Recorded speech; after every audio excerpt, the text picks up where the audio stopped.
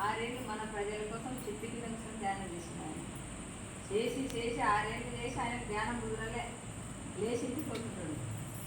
అక్కడ భార్య పిల్లలు రానియారు, ఇక్కడ ధ్యానము కుదరలే. ఇప్పుడు ఇల్లు ఇచ్చిపోతే ఎట్లుంటుంది, రానియలే. ఆయన పోతూ ఇట్లా మళ్ళీ చూస్తే చీమలు దార కట్టినాయి. చీమలు దార కట్టి పైకి ఎత్తుకుంటే 6 సార్లు పైకి ఎక్కుతాయి, కిందికి దిగుతాయి, పైకి ఎక్కుతాయి, కిందికి దిగుతాయి. 7వసారికి పైకి ఎక్కుతుంది అనమాట. అప్పుడు ఆ చీమను చూసి ఆ బుద్ధుడు ఇంత రాజ్యాన్ని వెళ్ళాలి. ఇంకా ఆ చీమనే ఇంకా మనం గురువులు వచ్చినారు, గురువులు వచ్చి చెప్పినప్పుడు ఇప్పుడు మహానుభావుడు కురుమూర్తి గుట్టాను ఆయన ఇంత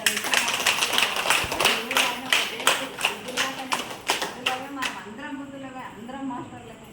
మై డియర్ మాస్టర్ అని ఎందుకంటాడు ప్రతిసారి, అంటే అందరం మాస్టర్లమే. మై డియర్ గాడ్స్ అంటే అందరం దేవుళ్ళమే. మై డియర్ మాస్టర్ అంటే అందరం మాస్టర్లమే కదా.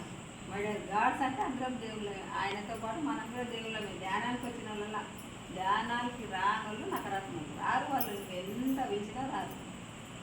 అట్లా బుద్ధుడే ఇంత మనం రాజ్యాన్ని వెళ్ళినట్టు. మరి ఆ సీమను చూసి ఒక సీమను చూడకుండా ఆయన కూర్చోడు ధ్యానంలో.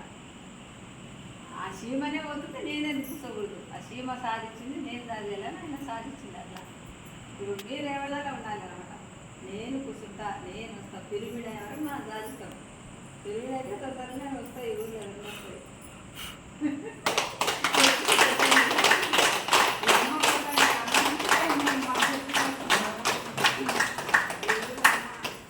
సక్సెస్ ఎందుకు కాలే, మానితో చేసింది ఊళ్ళో పెరిమిళ్ళు. అది ఆగడం అంటే లెక్క ఉంటుంది ఏదైనా.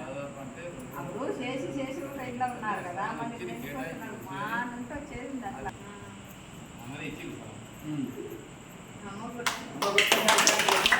ఇట్లా కడుతున్నాడు న్యాయవాడు వస్తుంది మన ఇంటికి చూసింది కదా. మేము ఎన్నో ఊర్లలో 40 ఎకరాలు పెట్టడం, పెరిమిళ్ళు కట్టియడం. ఈడ 2 అయితే 20 అయితే మేము కట్టించడం. అది అయిపోయే వరకు తిరుగుతూనే ఉంటాం. కట్టించుకోవాలంటే మా ఊళ్ళో అందరినీ చెప్పండి. అమ్మ చెప్పింది కూడా బాగుంటుంది. 5 పైసలు చేసినాడే చెప్పినప్పుడు నేను కట్టాలనుకున్నావా అన్నాడు. ఇలా కట్టిస్తాడు. నేను కూడా అందరూ కట్టించుకున్నా కింద. అవి మన కర్మలలో పోతాయి, మనం అనుకుంటాం. కానీ ఇప్పుడు